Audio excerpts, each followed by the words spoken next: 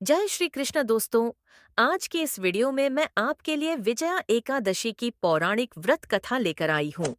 पद्म पुराण में भगवान श्री कृष्ण ने ज्येष्ठ पांडुपुत्र युधिष्ठिर को बताया है कि इस एकादशी को विजया एकादशी कहते हैं। अपने नाम के अनुसार यह बहुत ही कल्याणकारी और विजय दिलाने वाली एकादशी है। इस एकादशी की महत्ता को संसार तक पहुंचाने के लिए स्वयं भगवान राम ने भी इस एकादशी का व्रत पूजन किया था।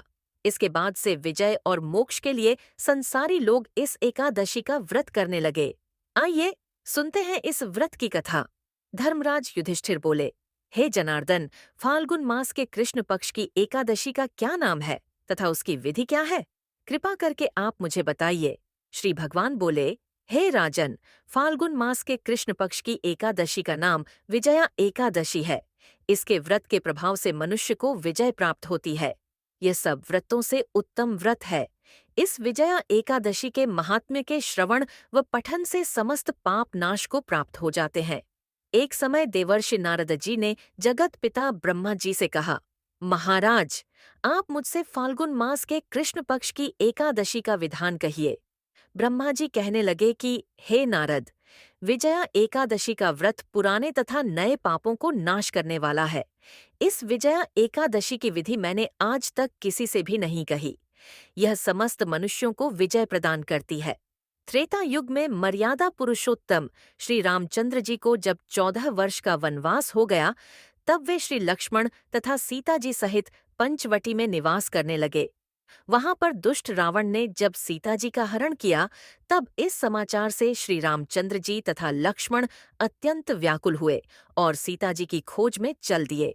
घूमते घूमते जब वे मरणासन्न जटायु के पास पहुंचे, तो जटायु उन्हें सीता जी का वृत्तांत सुनाकर स्वर्गलोक चला गया। कुछ आगे जाकर उनकी सुग्रीव से मित्रता हुई और बाली का वध किया। हनुमान जी ने लंका में जाकर सीता जी का पता लगाया और उनसे श्री रामचंद्र जी और सुग्रीव की मित्रता का वर्णन किया। वहां से लौटकर हनुमान जी ने भगवान राम के पास आकर सब समाचार कहे। श्री रामचंद्र जी ने वानर सेना सहित सुग्रीव की संपत्ति से लंका को प्रस्थान किया।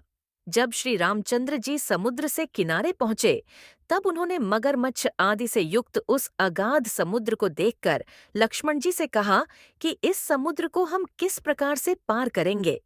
श्री लक्ष्मण ने कहा, हे पुराण पुरुषोत्तम, आप आदि पुरुष हैं, सब कुछ जानते हैं। यहाँ से आधा योजन दूर पर कुमारी द्वीप में वकदालभ्य नाम के मुनि रहते हैं।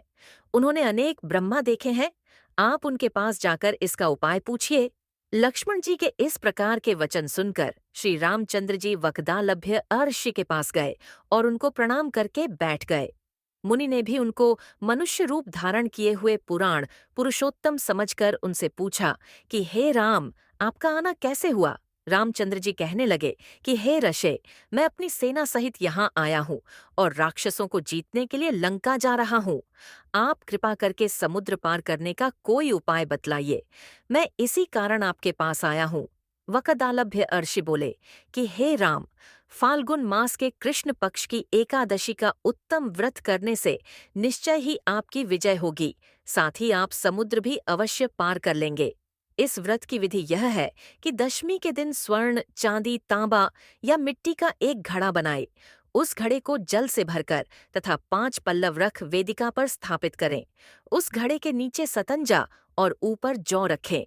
उस पर श्रीनारायण भगवान की स्वर्ण की मूर्ति स्थापित करें।